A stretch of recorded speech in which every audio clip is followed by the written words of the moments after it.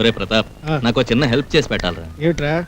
మలకపల్లి వెళదామంటే మన officer leave ఇవ్వనంటే ఇవ్వనంటున్నాడు. Malakapalli దేనికిరా? అదేమిట్రా, మా ఆవిడ పుట్టిల్లు అదేగా.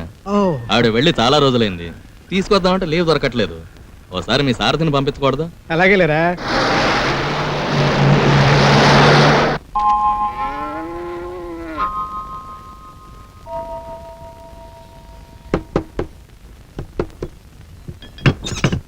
సారథి నువ్వా? అవును నేనే. ఏమిటి ఇలా వచ్చావు? మీ ఆయనకి లీవ్ దొరకలేదట, అర్జెంట్ గా నేను తీసుకుని ఇక్కడి నుంచి బయలుదేరమన్నాడు. నమస్కారం సార్. ఇదేమిటి హఠాత్తుగా ఎంత పుట్టయిపోయాను? ఓ గుంట. మరో గంటలో ట్రైన్ ఉంది, బయలుదేరు. అదేమిటయ్యా, ఉన్న ఫలంగా బయలుదేరమంటే ఎలా? వారం వజ్రం చూసుకోవద్దు? బాగా చెప్పారు. ఏమీ బాగా చెప్పలేదు. అసలు ఈ వారాలు వజ్రాలు కాదయ్యా, వర్జ్యాలు. అదే ఈ వజ్రాలు ముహూర్తాలు ఎవరైనా ట్రాష్ అండి. ఇవాళ వర్జం బాగలేదని ట్రైన్లో అయిపోతున్నాయి, బస్సులో అయిపోతున్నాయి. ఎంతమంది ప్రయాణం చేయట్లేదు. అది కాక ఈ పల్లెటూళ్ళలో ఒక్క క్షణం ఉండటం నా వల్ల కాదు. పద పద పద పద.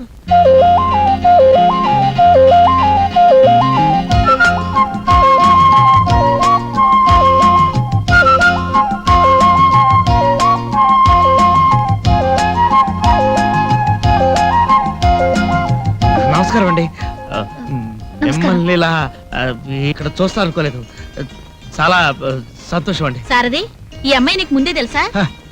నేను ఇవిడికి తెలియకపోవచ్చు కానీ ఈవిడ్ని ఇండియాలో అందరికీ తెలుసు కదండి. ఏదైనా షూటింగ్ వచ్చారా? షూటింగ్ ఏమిటి? మీరు సినిమా యాక్ట్రెస్ శ్రీదేవి కదండి. శ్రీదేవి ఏమిటయ్యా? అది నా కజిన్ ఉషా. నిజమా? అచ్చు సినిమా స్టార్ శ్రీదేవిలా ఉన్నారు. అక్కయ్య, నీకు ఇష్టమని మా అమ్మ పూతరేకులు పంపింది. ఇతను సారథి అని మా వారి ఫ్రెండ్ తమ్ముడు.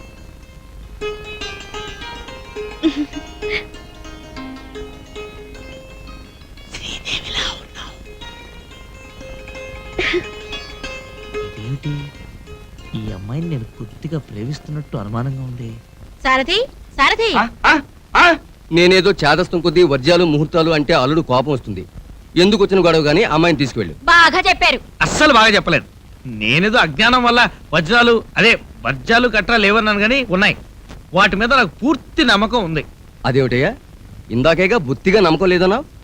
నేనేదో కుర్రతనం వల్ల అలా అన్నాను కానీ బుద్ధుడికి బోధి వృక్షం కింద జ్ఞానోదయం కలిగినట్టు చీకట్లు ముసిరిన నా మెదడుకి మీ ఇంట్లో ఉషోదయం అయింది. అయితే ఇప్పుడు ఏమంటావు? మీ అల్లుడు కోపం రాకుండా నేను చూసుకుంటాను కానీ మీ అమ్మాయిని మంచి రోజు చూసి నిదానంగా పంపండి చాలు. నాకే తొందర లేదు. పైగా పల్లెటూళ్ళు అంటే నాకు ఎంతో ఇష్టం.